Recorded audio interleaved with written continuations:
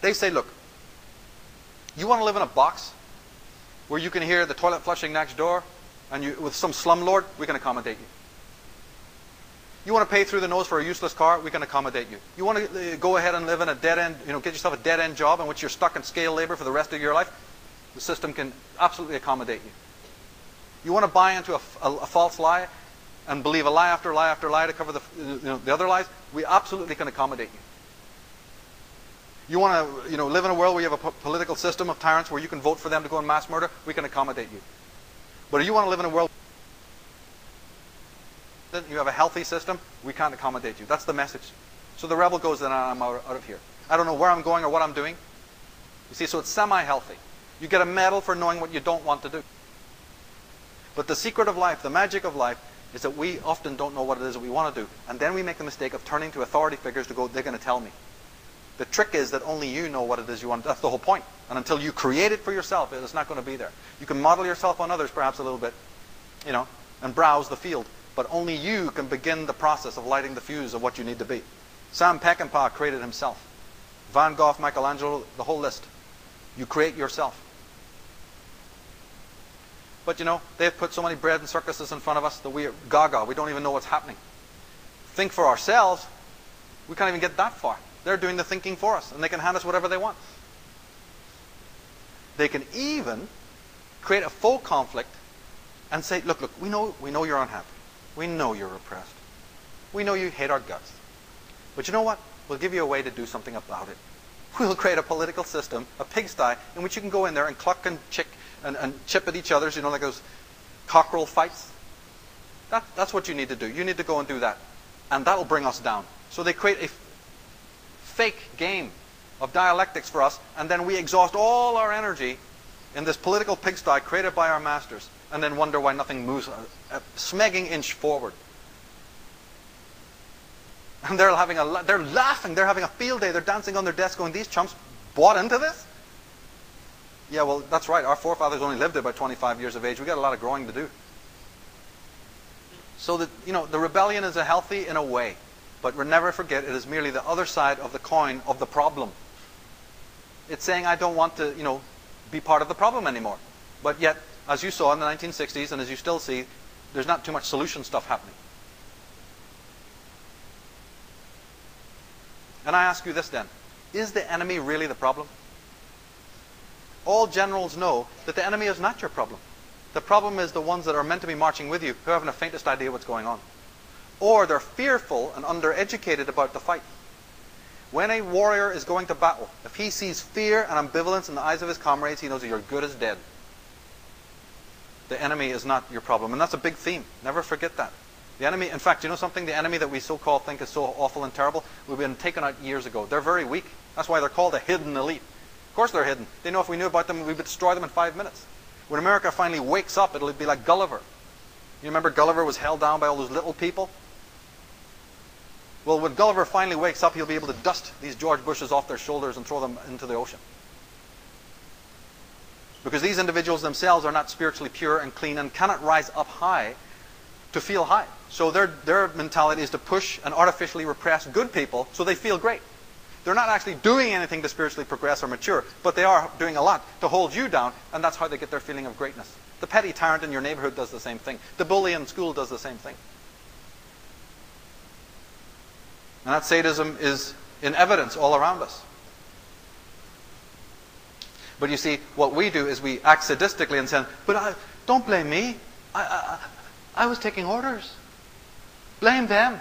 And then you go further up and it's go, no, but don't blame me. I received it from up there. What are you talking about? I'm not sadistic. Because as long as we are slaves to the master, we can always blame the master. The master goes, that's right, that's right. You're off the hook, you see. You have immunity because you have given me your allegiance. So you can go out there also and create horrors in my name, and I'll take the blame. And you know something? The ego is well happy to do that. But what there is conformity, violence, subservience to tradition, an untold sadism to the self and to others. And there is the obvious control and subjugation of the true spirit of rebellion. In fact, it is the fully sane person who feels isolated in the insane society. And I would also say this, that if you are sane enough to see the insanity, that's a damn good sign, because it means you're not insane. So as bad as it is to feel bad about the things that are happening, look at the bright side. You can see it. A rational man will say, electing mass murderers to commission professional murderers to commit genocide in our name does not mean that we are innocent. David Rockefeller said in his address to the Trilateral Commission, we are grateful to the Washington Post, the New York Times, Time Magazine, and other great publications whose directors have attended our meetings and respected their promises of discretion for almost 40 years. It would have been impossible for us to develop our plan for the world if we had been subject to the bright lights of publicity during those years. But the world is now more sophisticated and prepared to march forward to world government. But thank you, you representatives of the people, for keeping quiet and taking our backhanders and doing as you were told. Thank you for serving us and not the people, because we would have been routed out long ago had you not kept silent. If you hadn't handed them the bread, the bread and circuses, and wearing what Paris Hilton is wearing today, and Geraldo and the whole other circus, the Jerry Springers and whatever, the whole lot of it. Thank you, because we could not have operated for 5 seconds without your help. Some even believe that we are part of a secret cabal working against the best interest of the United States, characterizing my family and me as internationalists, and of conspiring with others around the world to build a more integrated global political and economic structure, one world, if you will. If that is the charge, I stand guilty, and I'm proud of it. They don't mind telling you. You see, this country has never been a democracy. It's always been an aristocracy. And they just don't wear robes and ride down the middle of the street with silk slippers on and a big crown. Because if they did, we were sick of it, you see. When America got started, people knew all that. They thought they were getting away from that. So they kept quiet for about 100 years. Now they're just letting you know. Now they're just saying, okay, we're all through being quiet. Of course, anybody with a brain cell knew that it was an oligarchy, a plutocracy. But most of the people thought, no, it's a democracy. Now they're just telling you, no, it's not. We are royal blood, and we're going to treat you with a contemptuous way. Because you don't tell us what to do. We tell you how it is.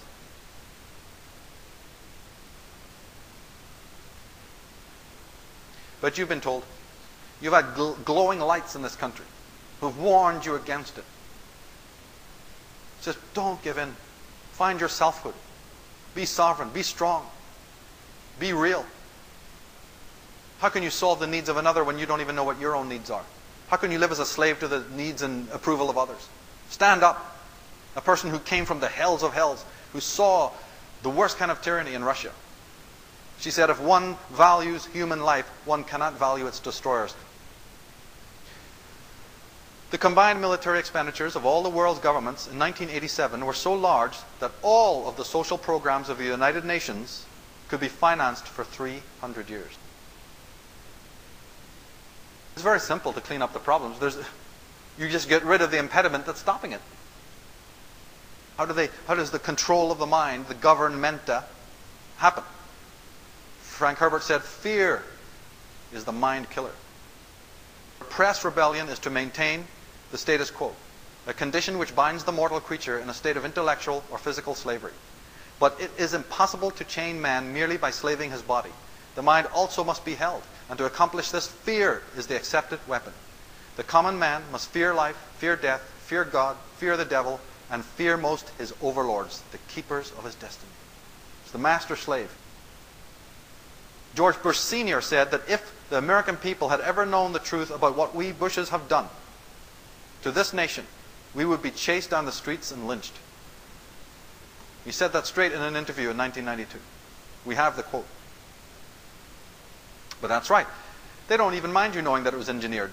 But they can engineer it anyway. Because it's not just the first one. Because they know that you're going to give up your rights for the security that they bring. You read it, or the world is now reading it politically. I don't give a damn about politics. I'm into psychology. I know what's behind all of that. It's not just done. This is just one more recent, example of what man has done century after century. What everyone is doing even in their most intimate relationships. This is just on a macro political level. It's affecting and disaffecting America. But it's an old story psychologically. And the state becomes the sole guarantor of our self-preservation. That's basically what it is.